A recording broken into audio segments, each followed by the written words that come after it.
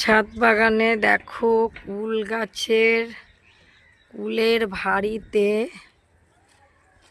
ভাঁড়িতে ডাল সব নুইয়ে পড়ছে। কুলগুলো বড় হওয়ার সাথে সাথে আমার চিন্তা হচ্ছে ডালগুলো ভেঙে না পড়ে, এর জন্য খুঁটি লাগিয়ে দিতে হবে। ছোট্ট একটি গাছ, কুল দেখো কি অবস্থা, কুলের কত কুল হয়েছে এক একটি ডালে। দেখতে এত ভালো লাগছে, তোমার বলবো কি তোমাদেরকে আমি, এত সুন্দর হয়েছে।